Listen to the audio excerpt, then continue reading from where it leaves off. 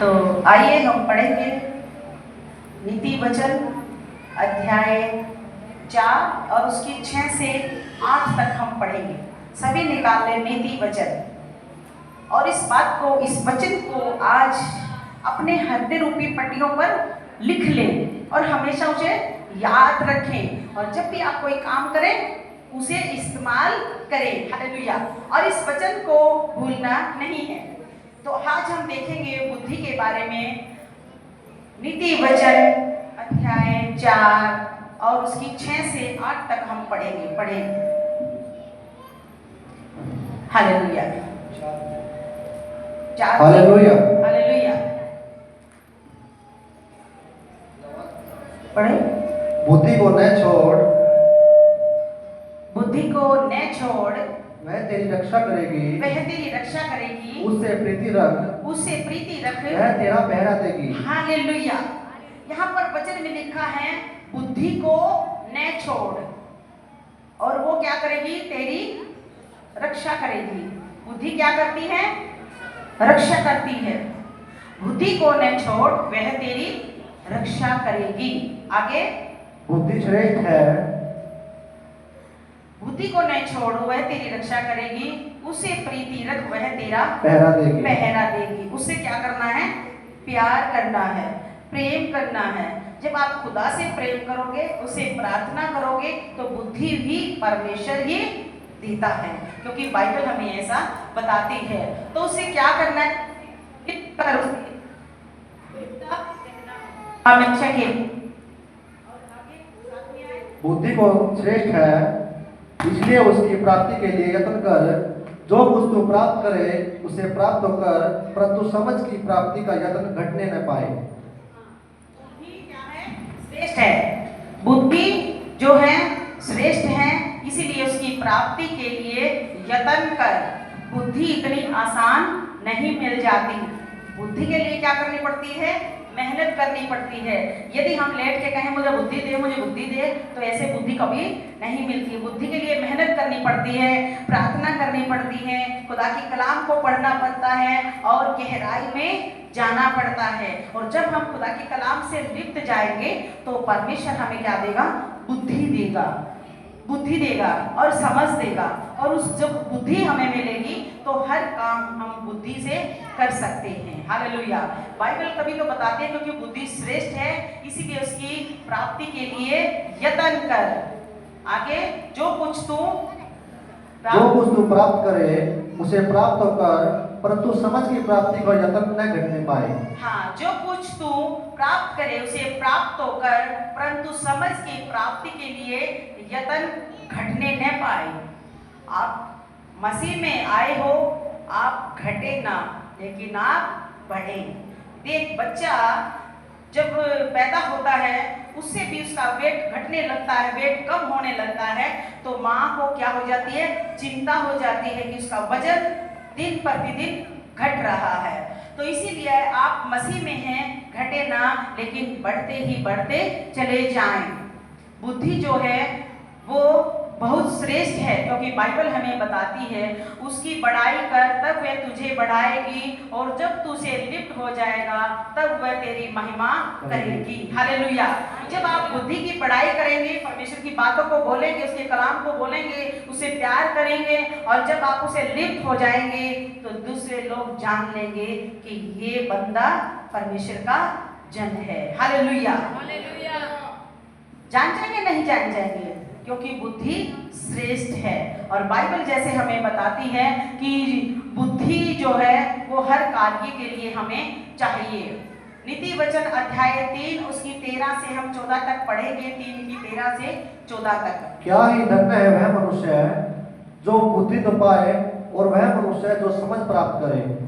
क्या धन्य है? बाइबल हमें बताती है वो धन्य, वो व्यक्ति धन्य है, भाग्यशाली है, भाग्यवान है जो व्यक्ति बुद्धि को प्राप्त करता है और यत्न से उसे पुकारता है। हालेलुया। वो व्यक्ति धन्य बताया गया, भाग्यशाली, भाग्यवान बताया गया है, क्योंकि बाइबल ये चीज बताती है। और बिना बुद्धि के हम कुछ भी नहीं कर सकते। यदि किसी ने घर बनाना है, 2 जन थे, एक मूर्ख और एक बुद्धिमान। 2 जन थे, मूर्ख ने अपना घर बनाया बालू रेत के ऊपर। बालू रेत के ऊपर नींव गहराई में नहीं रखी और बालू रेत पे अपना घर बना दिया, और बाढ़ें आई, तूफान आया और वो घर गिर गया। और बुद्धिमान ने अपना घर बनाया, बहुत गहरी नींव खोदी और फिर अच्छे से उस नींव को मजबूत किया और मजबूती के साथ वो घर बन गया। हालेलुया। और जिस प्रकार पास्टर जी ने इतना मजबूत आपका चर्च बनाया है, बहुत गहरी नींव के साथ। हालेलुया। तो ये क्या है, अगर हमें बुद्धि नहीं है तो हम अपना घर भी नहीं चला सकते। बाइबल भली स्त्री के बारे में भी बोलती है, क्योंकि अगर बुद्धि नहीं है, पति कितना पैसा लाके दे पत्नी को, लेकिन वो लास्ट में क्या बोलेगी, है नहीं। लेकिन बुद्धिमान स्त्री क्या करती है, उसमें से भी वो बचा करके रख लेती है और आने वाले समय में वो उसे इस्तेमाल करती है। तो क्या करना है, बुद्धि जो है वो श्रेष्ठ है। अगर परमेश्वर से हम बुद्धि मांगते हैं, बुद्धि से जब हम अपने बच्चों को गाइड करते हैं, उन्हें सलाह देते हैं, उन्हें पढ़ने के बारे में गाइड करते हैं, उन्हें चलने के बारे में गाइड करते हैं, उनकी हर एक बात को हम समझ जाते हैं और उसी प्रकार हमने अपने परिवार को क्या करते हैं, चलाते हैं। और तभी तो कहा गया है, भली स्त्री अपने घर को क्या करती है, बना लेती है, और निर्बुद्धि स्त्री अपने ही घर को वो ढा देती है। तो इसीलिए हमें बुद्धि परमेश्वर से मांगनी है, और बुद्धि का स्रोत परमेश्वर है और वो बुद्धि देने वाला है। आगे बढ़े। क्योंकि बुद्धि की प्राप्ति चांदी की प्राप्ति से बड़ी है और उसका लाभ चौके सोने के लाभ से भी उत्तम है। हालेलुया। बुद्धि की जो प्राप्ति है, जो बुद्धि मिल जाती है, सोना चांदी बुद्धि के आगे कुछ भी नहीं कर सकता, क्योंकि वो इतने मूल्यवान है। जब हमें मिल जाती है और तब वो हम उसका पूरा आनंद उठाते हैं और तब हम अपने घर को अच्छी रीति से बना लेते हैं।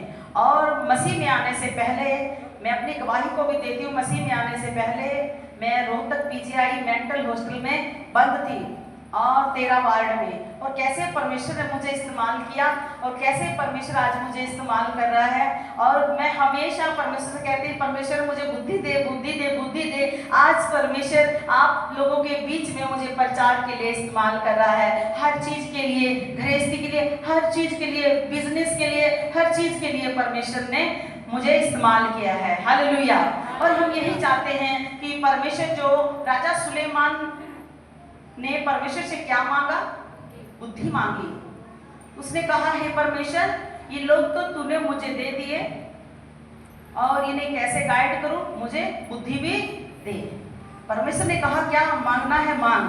परमेश्वर ने, वो चाहता था धन दौलत बंगला गाड़ी सब मांग सकता था और संसारिक चीजों को कुछ भी मांग लेता था, लेकिन उन्होंने ऐसा कुछ भी नहीं मांगा। और उसने क्या मांगा, बुद्धि मांगी, समझ मांगी, ज्ञान। ज्ञान का स्रोत है परमेश्वर। हालेलुया। और यहाँ पर कितने जन हैं जो मसीह में आने के बाद जिनका दिमाग अच्छे से काम करने लगा, जिन्हें बुद्धि मिल गई। अपना हाथ खड़ा करें। कितने ऐसे जन हैं कि मसीह में आने के बाद हमें बुद्धि मिली है, हमें समझ मिली है और हमें हर बात को गाइड करने के लिए परमेश्वर ने बुद्धि दी है। तो आप समझ जाइए कि परमेश्वर ने आपको बुद्धि दी है। हालेलुया। आगे बढ़े। आगे, वह मूंगे से अधिक अनमोल है और जितनी वस्तुओं की तू लालसा करता है उनमें से कोई भी उसके तुल्य न ठहरेगी। हाँ, वो इतनी अनमोल है और जितनी वस्तुओं की तू लालसा करता है, कोई भी बुद्धि के तुल्य कोई भी वस्तु नहीं है, क्योंकि वो महान और अद्भुत परमेश्वर है और वो दया करने वाला परमेश्वर है। नीति वचन 3:5 हम देखेंगे। अभी इसी का 3:5। तू अपनी समझ का सहारा न लेना, वरन संपूर्ण मन से यहोवा पर भरोसा रखना, उसी को समझ करके सब काम करना, तब वह तेरे लिए सीधा मार्ग निकालेगा। लेकिन यहाँ पर बताया गया है कि तू अपनी समझ का सहारा ना लेना। चाहे आप कोई बिजनेस करते हो, चाहे आप कोई भी काम करते हो, सबसे पहले आप परमेश्वर से प्रार्थना करें, उससे समझ मांगे, उससे बुद्धि मांगे और उस काम को स्टार्ट करें। क्योंकि बाइबल स्पष्ट बताती है कि तू अपनी समझ का सहारा न लेना। बहुत से लोग लोगों को कहते हैं ना ये काम ऐसे नहीं ऐसे कर ले, वो बोलता नहीं नहीं मुझे सब आता है, मुझे किसी के ज्ञान की जरूरत नहीं है। लेकिन परमेश्वर क्या कहता है, परमेश्वर का कलाम क्या कहता है, तू अपनी समझ का सहारा न लेना वरन संपूर्ण मन से अपने यहोवा पर भरोसा रखना और उसी को स्मरण करके उसको याद करके अपने सारे कामों को करना। और तब ऐसा करोगे तो आपके काम कभी भी रुकेंगे नहीं, वो काम हमेशा हमेशा आपके बनते ही चले जाएंगे। हालेलुया। और इसे देखेंगे कि सच में यहोवा परमेश्वर के साथ साथ रहता है। आगे हम देखेंगे नीति वचन 1:7।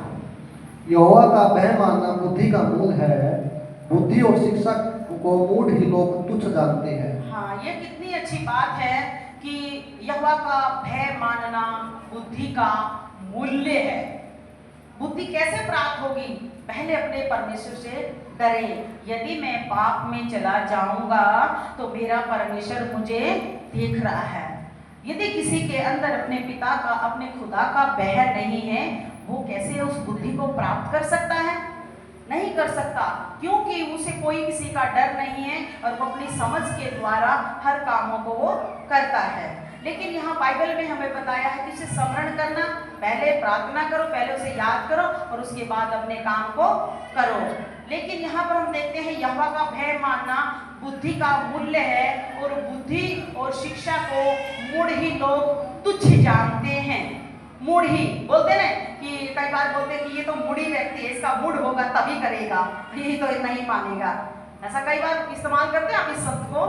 तो मूढ़ लोग होते हैं जो वो बात को मानते ही नहीं, चाहे वे कितना वचन सिखाएं, कितनी शिक्षा दें, कुछ भी सिखाएं, लेकिन क्या करेंगे, वो अपनी ही समझ से अपने ही अनुसार उस कार्य को करेंगे। लेकिन परमेश्वर ने आपको बुद्धि दी है, समझ दी है और ज्ञान दिया है, क्योंकि बुद्धि जो है वो श्रेष्ठ है। बुद्धि से हम हर कार्य को कर सकते हैं। जब बच्चे के अंदर बुद्धि होती है तो वो पढ़ लिख करके ऊंचे स्तर पर चला जाता है। यस या नो? यदि वो उसके अंदर बुद्धि नहीं है, मंद बुद्धि है, तो आप उसे बोलोगे उसे मत छेड़ो, उसे कोई भी ज्ञान नहीं है, ये छिड़ जाएगा, तो बस में नहीं आएगा।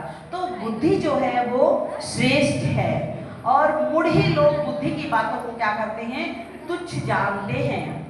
तो आइए हम एक वचन को देखेंगे, सभोपदेशक उसकी 7 और 12 को हम पढ़ेंगे। पुराना नियम पढ़े से भी। क्योंकि बुद्धि की आड़ रुपये की आड़ का काम देता है, परंतु ज्ञान की श्रेष्ठता यह है कि बुद्धि से रखने वालों के प्राण की रक्षा होती है। हालेलुया। सच में कितनी अच्छी बात है कि हम देखते हैं कि बुद्धि जो है वो क्या क्या काम करती है। दोबारा इसे धीरे धीरे पढ़ेंगे, दोबारा पढ़ेंगे। क्योंकि बुद्धि की आड़ रुपये की आड़ का काम देता है। हालेलुया। बुद्धि की आड़ रुपये की आड़ का काम देता है। अगर हमारे पास बुद्धि है और रुपया है तो दोनों को हम अच्छे से इस्तेमाल करेंगे। हालेलुया। अच्छे से इस्तेमाल करेंगे, नहीं करेंगे। यदि किसी के पास रुपया हो गया तो सबसे पहले कुछ भी खरीद लेते हैं, अनचाही चीजों को खरीद लेते हैं जिनकी जरूरत भी नहीं है। अगर बुद्धि होगी तो आप उसको कहाँ कहाँ इस्तेमाल करना है, कितना इस्तेमाल करना है और कैसे इस्तेमाल करना है। और यदि हम अपनी आमदनी से ज़्यादा खर्च करेंगे, आमदनी हमारी थोड़ी है और उससे बढ़कर हम खर्च करेंगे और ऐसे करते रहेंगे तो एक दिन हम कर्ज में डूबते चले जाएंगे और एक दिन हम बिल्कुल कर्जवान हो जाएंगे। पहला कर्जा उतरा नहीं, दूसरा उठा के खड़े हो गए, पहला उतरा नहीं, दूसरा फिर उठा के खड़े हो गए। उससे क्या होता है, बाइबल हमें बताती है बुद्धि जो है वो रुपए की आड़ का काम करती है। आगे पढ़े से। परंतु ज्ञान की श्रेष्ठता यह है कि बुद्धि से रखने वालों के प्राण की रक्षा होती है। हाँ, क्योंकि परंतु ज्ञान की श्रेष्ठता यह है कि बुद्धि से उसको रखने वाले के प्राण की रक्षा होती है। बुद्धि से अगर काम करोगे आप अपने जीवन को भी बचा सकोगे कि हमें क्या खाना है, कैसे खाना है, कैसे रहना है और किस प्रकार अपने बच्चों की लाइफ को हमें बनाना है। और यदि बुद्धि नहीं है तो हम अपने घर को अच्छे से नहीं चला पाते, क्योंकि बुद्धि हमें चाहिए। और वो बुद्धि कौन देता है? याकूब 1:5 हमें बताता है, यदि तुम में से किसी को बुद्धि की घटी हो तो मुझसे मांगे, मैं बिना उल्हाना दिए उदारता से दूंगा और जो मांगता है उसे दी जाएगी। हालेलुया। अब हम देखेंगे बुद्धि किस प्रकार से मिलती है। आज बता तो दिया कि बुद्धि बुद्धि, लेकिन बुद्धि किस प्रकार से मिलती है। इस वचन को दोबारा पढ़ेंगे और देखेंगे बुद्धि किस प्रकार से हमें मिलती है। पर यदि तुम में से किसी को बुद्धि की घटी हो तो परमेश्वर से मांगे। हाँ, परमेश्वर से मांगे। कैसे मांगे? प्रार्थना करके मांगे, परमेश्वर मुझे बुद्धि दे, मुझे बुद्धि दे, मुझे समझ दे, मुझे ज्ञान दे, ताकि मैं अपने घर परिवार को अच्छे से चला सकूं। और भाई लोग भी इस बात को देखिए, परमेश्वर मुझे बुद्धि दे जब मैं अपने काम को करूं, और किस प्रकार मैं अपने काम को करूं, मैं अपनी जॉब को करूं, मैं अपने बिजनेस को करूं, और किस प्रकार मैं अपने पत्नी और बच्चों का पालन पोषण अच्छी रीति से करूं। ऐसा ना हो कि निर्बुद्धि होकर के पूरा पैसा शराब में उड़ा दें, है ना, और बुराई में चला जाएं, और कहीं सट्टे में चला जाएं, और कहीं ऐसे ऐसी राहों पर चला जाएं, तो वो क्या हो जाता है? बर्बाद हो जाता है। तो इसीलिए खुदा का कलाम कहता है, यदि तुम में से किसी को बुद्धि की घटी है तो परमेश्वर से मांगे। और परमेश्वर कभी भी बुद्धि को देके उल्हाना नहीं देता, है ना। यदि हम किसी पड़ोसी से लें, रिश्तेदार से लें, तो हमें हो सके वो हमें उलाना दे, मैंने तुमको ये दिया था एक दिन, मैंने तेरे लिए मदद किया था एक दिन, लेकिन परमेश्वर उलाना नहीं देगा। वो कभी भी आपको नहीं बोलेगा कि मैंने तुझे बुद्धि दी है। जिस प्रकार एक छोटा बच्चा होता है और वो माँ से कुछ भी मांग लेता है, कुछ भी मांग लेता है, उसे मांगते हुए कोई भी हिचकिचाहट नहीं आती, क्योंकि उसे मालूम है मेरी मम्मा, मेरे पापा, मैं उनसे ले रहा हूँ। और मम्मी पापा भी क्या करते हैं, चाहे उनके पास हो या ना हो, कहीं से भी करें, अपने बच्चे को देते हैं, देते रहते हैं। और जब वो अपने बच्चों को देते हैं, उनके अंदर बड़ा हर्ष उमड़ता है, बड़ा प्रेम उमड़ता है कि मैं अपने बच्चों की पढ़ाई के लिए पैसा दे रहा हूँ, मैं अपने बच्चों की ड्रेस से ला रहा हूँ, मैं ये कर रहा हूँ, वो कर रहा हूँ। और वो करते रहते हैं और वो खुश होते हैं। क्या वो निराश हो जाते हैं? करते करते हो जाते हैं आप लोग निराश? आप खुश होते हैं कि एक दिन मेरा बेटा देखना बहुत कुछ बन के तुम्हें दिखाएगा। इसीलिए परमेश्वर है, आप परमेश्वर से मांग कर तो देखिए कि परमेश्वर देने वाला है या नहीं देने वाला। आप बुद्धि मांगिए परमेश्वर से, समझ मांगिए, ज्ञान मांगिए, क्योंकि बुद्धि, ज्ञान, समझ, प्रकाशन वही देने वाला परमेश्वर है। आप और हम कुछ भी नहीं है। आज जो भी कार्य हो रहा है ये सब परमेश्वर का दिया हुआ है। परमेश्वर ने समझ दी, बुद्धि दी, ज्ञान दिया, और उसके अनुसार हमने अपने जीवन को जीना शुरू किया। और तभी परमेश्वर के वचन के द्वारा, उसके अनुग्रह के द्वारा, उसकी आशीष के द्वारा हम ब्लेस होते चले गए। हालेलुया। और वही परमेश्वर की ब्लेसिंग है। और ये एक दिन की बात है कि हम नीति वचन में देखेंगे 8:30 और 33 तक हम पढ़ेंगे नीति वचन।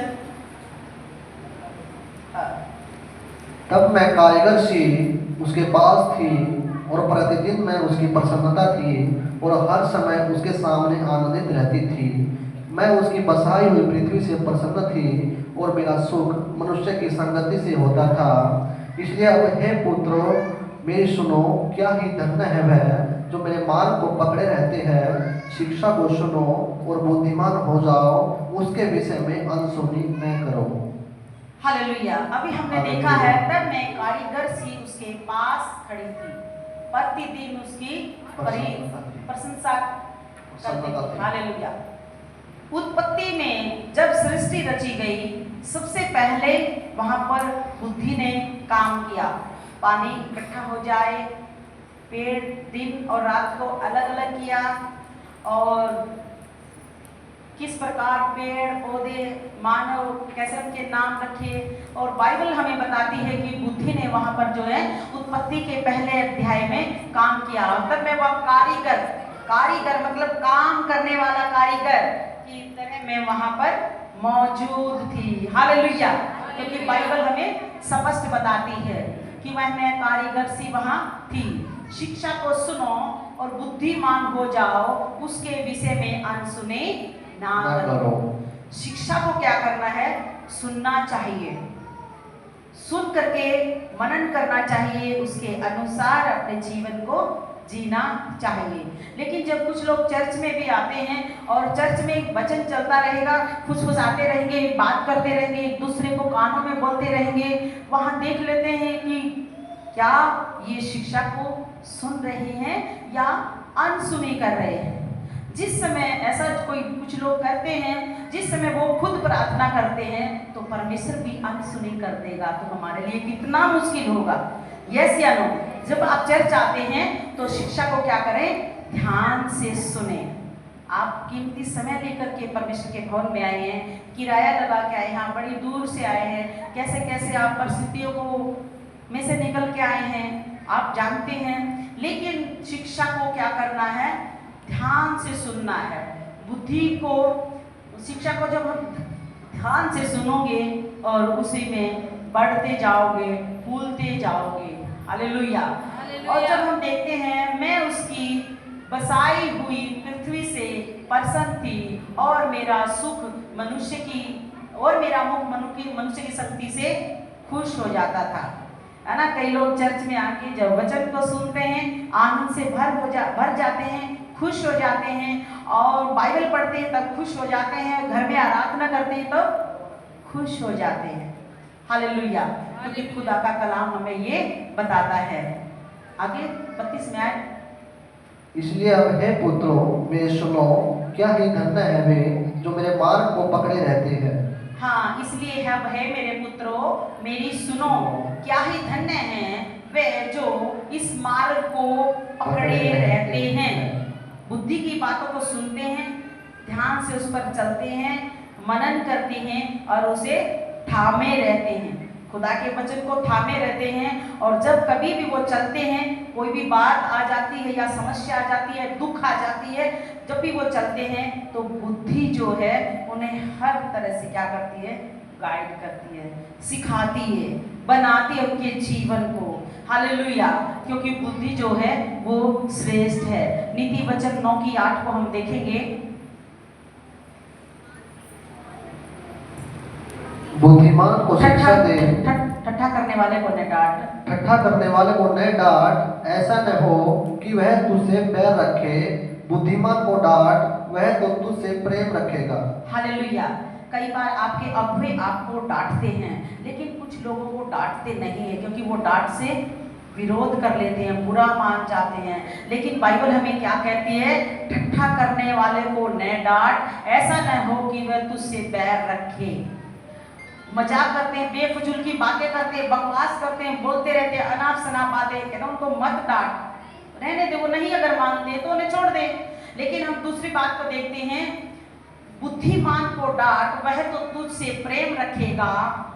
और बुद्धि को शिक्षा दे, बुद्धिमान को जब तू डांटेगा तो वो तुझसे प्रेम रखेगा। यदि अपनी कोई बुद्धि बढ़ाना चाहेगा और जब उनके ऊपर डांट पड़ती है, ताड़ना पड़ती है, तो उन्हें निराश नहीं, खुश होना चाहिए कि मैं और भी बढ़ूं, और जो मेरे जीवन में कमी है वो निकलती चली जाए, और मैं प्रभु में बढ़ता चला जाऊं। हालेलुया। क्योंकि राजा सुलेमान के पास 2 स्त्रियां आई जिनके पास बच्चे थे, जिनके पास बच्चा हुआ था, दोनों को अलग अलग बच्चे हुए थे। और एक स्त्री ने क्या किया? कड़वट लेकर के अपने बच्चे को, ऐसे जब उसने कड़वट लिया, उसका बच्चा दब करके उसके के नीचे मर गया। और मरने के बाद उसने क्या किया? जिसका बच्चा जीवित था उसका बच्चा उठा के अपने पास ले लिया और मरा हुआ बच्चा उसके पास लेटा दिया कि ये बच्चा मेरा है। वो सुबह उठी, कहने लगी नहीं, मेरा बच्चा तो जो जीवित है वो है।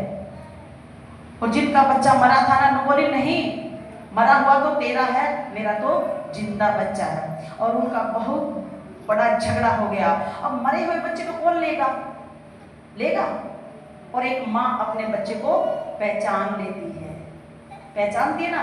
तो उनका ऐसे बहुत तेज झगड़ा हुआ और उन्होंने कहीं सुना था कि एक राजा है, वो सुलेमान है, वो न्याय करता है और अच्छा न्याय करता है, और उसके पास तुम जाओ, वही तुम्हारा न्याय करेगा।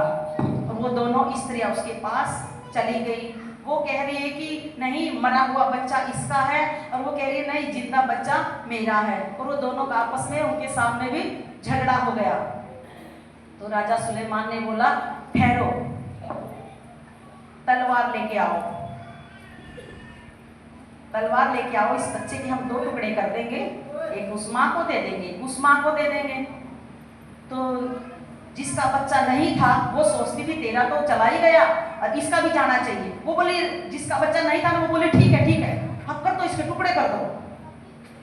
खुश हो गई। और जो माँ थी वो घुटने टेक कर रोने लगी, नहीं, मेरे बच्चे को मत मारो, मेरा बच्चा कम से कम जिंदा रह जाए, उसको दे दो, लेकिन उसके 2 टुकड़े मत करो। तो क्या समझे वहां पर? बच्चा किसका था? जो रो रही थी, जो तड़प रही थी, जो आंसू के साथ राजा सुलेमान के पैरों को लिपट गई, कह रही नहीं, उसी को दे दो, कम से कम मेरा बच्चा जीवित तो रहेगा, मुझे नहीं चाहिए बच्चा। लेकिन राजा सुलेमान समझ गया कि यही असली माँ है, जो अपने बच्चे के लिए तड़प तड़प कर रो रही है, और वो नकली माँ बोल रही है, हाँ काट दे इसे, 2 टुकड़े कर दे, हाँ कर दे इसके 2 टुकड़े कर दे। लेकिन वो बच्चा असली माँ को ही राजा सुलेमान ने दिया। और यहाँ पर राजा सुलेमान के नीति वचन में सबसे पहला न्याय था, पहला न्याय किया वहां पर कि असली बच्चा असली माँ को मिल गया। नहीं तो प्रॉब्लम हो जाती कि वो बच्चा किसको दे, हो जाती है नहीं होती। लेकिन राजा सुलेमान ने जैसे ही तलवार मंगवाई, असली माँ का कलेजा फट गया कि नहीं, मेरे बच्चे के 2 टुकड़े मत करो।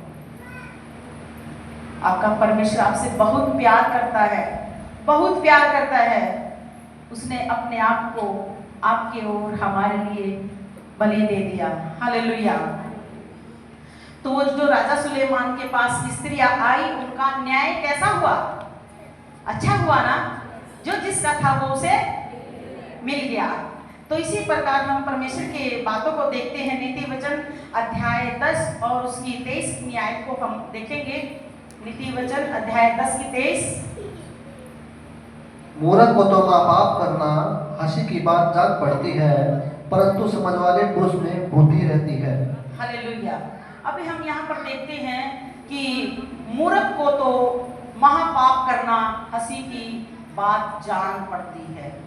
जो मूर्ख होता है, ठट्ठा मजाक करना, बकवास करना, अनाप शनाप बोलना, अपने मुंह से कुछ भी बक देगा, कुछ भी दोष लगा देगा, आरोप लगा देगा, और बाद में वो लगा, हाँ छोटी सी तो बात थी, कोई बड़ी बात थी, छोटी सी तो बात थी। उसे क्या, मूर्ख को क्या दिखती है? वो बात छोटी दिखती है, लेकिन समझदार के लिए वो बात बहुत बड़ी हो जाती है। तो इसीलिए जब हम इस कलाम में देखते हैं कि मूर्ख को तो महापाप भी, चाहे महापाप उसने कर दिया हो, तब भी बोलेगा ये कोई बड़ा पाप है, ये कोई बात नहीं, ये तो छोटा सा पाप है। लेकिन परंतु वहां पर हम देखते हैं हंसी की बात जान पड़ती है। मूर्ख तो कुछ भी बोलेगा और वो फिर भी हंसता रहेगा, लेकिन उसे मालूम नहीं कि सामने वाले व्यक्ति के दिल पर कितना ठेस पहुंचा है, कितना दुख आया है, वो उस बात को नहीं जानता। लेकिन वो मूर्ख क्या करता है, बोल करके चला जाता है। लेकिन बुद्धिमान हो सकता है कईयों का तो बीपी ही ऊपर नीचे हो जाए, हाँ डॉक्टर के चले जाए, लेकिन समझ वाले के लिए वो बहुत कुछ है। नीति वचन 21 अध्याय उसकी 20 से हम 23 पढ़ेंगे इसी की। बुद्धिमान के घर में उत्तम धन और तेज पाए जाते हैं, परंतु मूर्ख उनको उड़ा डालता है। जो धर्म और कृपा का पीछा करता है वह जीवन, धर्म और महिमा भी पाता है। बुद्धिमान सूरवीरों के नगर पर चढ़कर उनके बल को जिस पर वे भरोसा करते हैं नष्ट करता है। हालेलुया, आमीन। यहाँ पर हम देखते हैं कि बुद्धिमान के घर में उत्तम तेल, धन पाए जाते हैं। जो बुद्धिमान होगा, चाहे वो स्त्री हो, वो उस घर को अपने हिसाब से चलाएगी। यदि थोड़ा तेल है तो थोड़ा इस्तेमाल करेगी, सुबह काम आएगा, उसको ऐसे ऐसे पूरा सेट करेगी। और मूर्ख क्या करेगी, उसे पूरा ही डाल डुल के है सो रखता रहेगा। तो यहाँ पर लिखा है जो बुद्धिमान होंगे उनके घर में उत्तम तेल पाया जाएगा, परंतु मूर्ख उसको क्या करता है, उड़ा डालता है। उड़ा डालता है। छोड़ो कल आ जाएगा, रो जा जा ले आ, कल ले आ जाएंगे पैसे, कल मेरे आ जाएंगे, कोई नहीं आज तो पूरा खर्च कर लो, आज तो पूरा खुशी से खर्च करो। लेकिन बुद्धिमान क्या करेगा, उसको अपने हिसाब से खर्च करेगा। नहीं हो सके कल ना मिले, बारिश हो जाए, काम ना मिले, तो हमें उस हिसाब से अपने घर को भी चलाने के लिए क्या चाहिए, बुद्धि चाहिए, समझ चाहिए, ज्ञान चाहिए। और वो बुद्धि देने वाला परमेश्वर है। वो बुद्धि हमें प्रार्थना से मिलेगी। जब हम प्रार्थना करेंगे तभी परमेश्वर क्या करेगा, हमें बुद्धि देगा, समझ देगा, ज्ञान देगा। और हम आगे आगे पढ़े से, जो अपने मुंह को वश में रखता है वह अपने प्राण को विपत्ति से बचाता है। हाँ, परंतु जो अपने मुंह को वश में रखता है वह अपने प्राण को भी बचा लेता है, मृत्यु से बचा लेता है। मुंह को वश में रखना बहुत जरूरी है। कोई भी अपने मुंह से ऐसी बात ना बोले कि सामने वाले का दिल ही टूट जाए और वो टुकड़े टुकड़े हो जाए। इंसान की हड्डियां टूट जाती हैं, जुड़ जाता है, कहीं चोट लग जाती है, पट्टियों से ठीक हो जाता है, लेकिन दिल टूट जाता है तो वो कहीं में भी कामयाब नहीं होता। ना तो उसका घर में मन लगता है, ना बाहर लगता है, वो कहीं पर भी उसके मन में शांति नहीं है। और इसीलिए यहाँ पर हम बताते हैं कि क्या करें, ध्यान से बोले, कहीं ऐसा शब्द ना हो कि हमारे शब्द से किसी का फिर टूट जाए या उन्हें ठेस पहुंचे। और तभी हम देखते हैं बुद्धि के घर में तेल और धन पाए जाते हैं, मूर्ख उन्हें उड़ा देता है। और जो धर्म और कृपा का पीछा करता है वह जीवन और मार्ग और महिमा पाता है। बुद्धिमान सूरवीर के घर पर चढ़कर उनके बल को जिस पर वह भरोसा रखते हैं नष्ट कर देता है। हालेलुया। एक बुद्धिमान है और एक पहलवान है।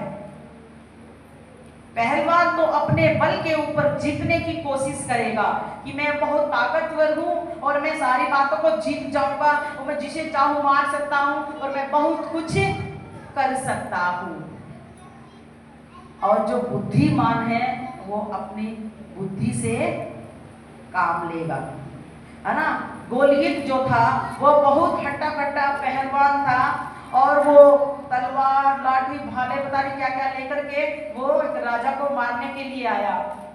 और वहां पर दाऊद को क्या किया, दाऊद ने 5 पत्थर लिए और गोपन में एक पत्थर गोपन में डाला और ऐसे घुमाया कि मैं अपने सेनाओं की यहोवा की तरफ से आता हूँ। और उसने अपने देवता के नाम लिए कि मैं अपने देवताओं की तरफ से आता हूँ। और जो दाऊद था उसने कहा मैं अपने परमेश्वर की ओर से आता हूँ। एक गोपन से उसने पूरे पहलवान को, बलवंत को क्या किया, गिरा दिया और मार दिया। हालेलुया।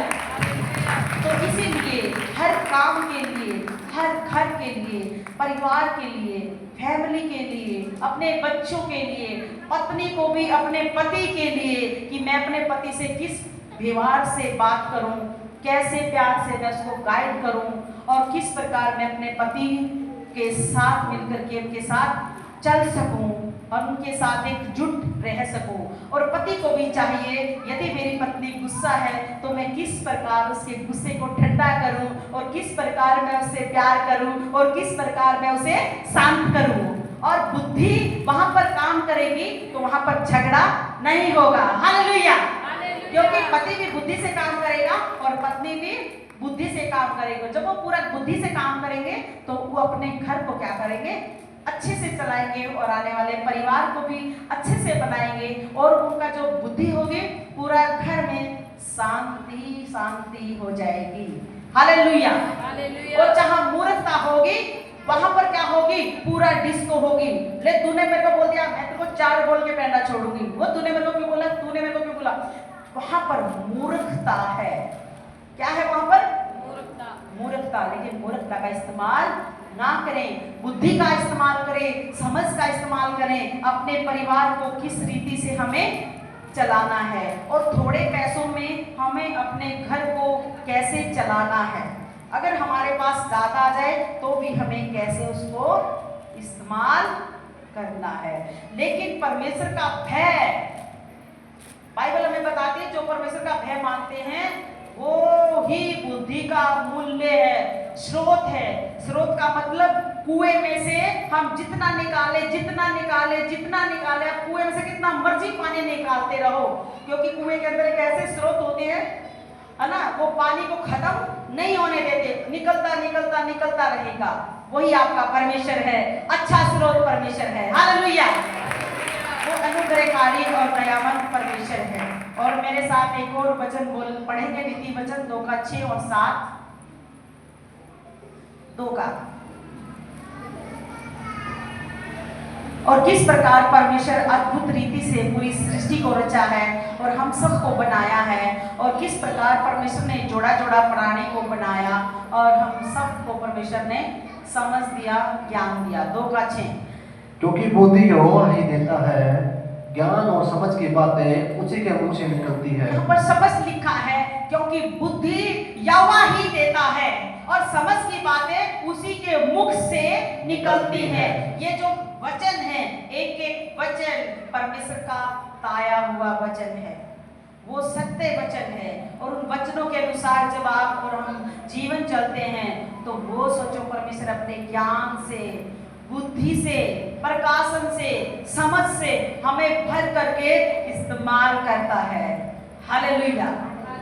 जिस प्रकार किसी ने बम बनाने वाली फैक्ट्री है ना, जैसे बम बनाती है, उनमें क्या करती है, पहले बारूद भरती है और बारूद भर के उसका एक सुराख ऊपर से छोड़ देती है। जो सुराख को तिल्ली लगती है तो एकदम से वो बड़ा देसी की आवाज देता है। उसी प्रकार हमारा परमेश्वर है। जब आप बुद्धि से भर जाएंगे, आप अपने घर को हिलने भी नहीं देंगे, ऐसा मजबूत बना करके रखेंगे। हालेलुया। और उसी बुद्धि से हमें चलना है, अपने परिवार को देखना है।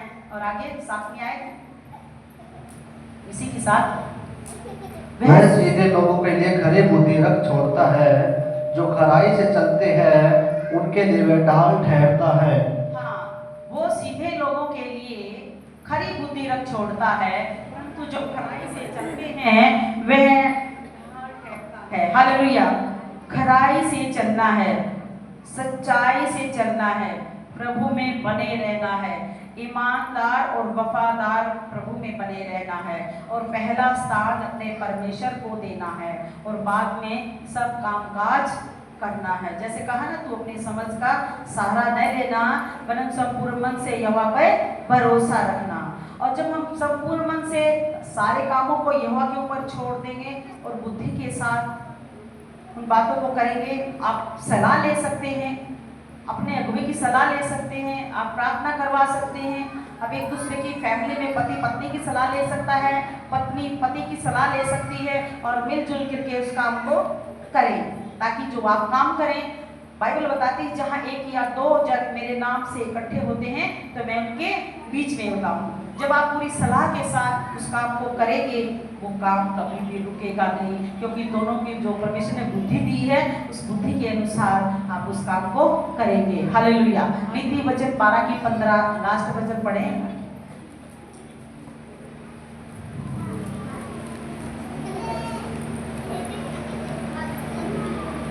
मूढ़ को अपनी चाल सीधी जान पड़ती है, परंतु जो सम्मति मानता वह बुद्धिमान है।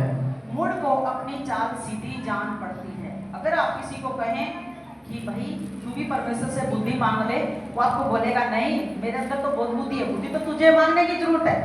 वो क्या, मूढ़ी लोग किसी की भी सुनना पसंद नहीं करते, ना ही उनकी किसी की बातों में इंटरेस्ट लेते हैं।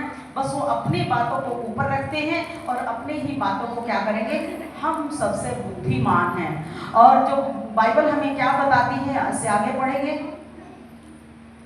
15 की दोबारा पढ़ेंगे। हाँ, यही मुड़ को अपनी चाल सीधी जान पड़ती है, परंतु जो सम्मति मानता वह बुद्धिमान है।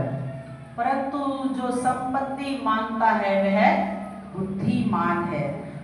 हर काम आप बुद्धि से करें, समझ से करेंगे तो कहीं पर भी आपको धोखा नहीं मिलेगा, क्योंकि परमेश्वर आपके साथ है। आइए हम अपना हाथ अपने सिर पे रखें और आज से बोले, परमेश्वर मुझे बुद्धि दे, मैं सारे घर को, सारे कारोबार को और किस प्रकार से मैं सारी बातों को गाइड करूं, मैं अपने परिवार को चलाऊं प्रभु, और मैं अपने बच्चों के प्रभु पढ़ाई लिखाई में मदद सहायता कर प्रभु। और यदि मेरे खुदावंद मेरे जीवन में, सभी बोलते रहे मेरे साथ, मेरे जीवन में कोई कमी है तो यीशु के नाम में दूर कर प्रभु। ये इनका हाथ नहीं प्रभु, तेरा हाथ है मेरे खुदावन। एक एक भाई को, बहन को छू लीजिए मेरे खुदावन। जो हमें लाइव देख रहे उन्हें भी आप छुए और आशीषित करें, उनके बाल बच्चों को आशीषित करें, और मेरे खुदावन उनके जॉब के लिए द्वार खोले प्रभु। उनकी सारी जरूरत को तेरे स्वर्ग के भंडार से पूरी करे मेरे खुदावन। हर कार्य बुद्धि से करे, और कौन सी जॉब कैसे उन्हें करना वो भी बुद्धि दे, और घर चलाने के लिए बुद्धि दे मेरे खुदावन, अपने बिजनेस के लिए बुद्धि दे मेरे खुदावन। और प्यारे परमेश्वर उन्हें ज्ञान, बुद्धि, समझ, प्रकाशन से भर दीजिए मेरे परमेश्वर। और यदि इनमें से कोई बीमार है वो चंगाई पाए, छुटकारा पाए, यीशु के नाम मांगते हैं, आमीन आमीन।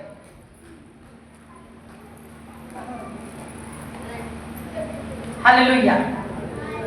तो हम परमेश्वर को धन्यवाद देते हैं सारी बातों के लिए, वो महान और अद्भुत परमेश्वर है। सबको जय मसीह।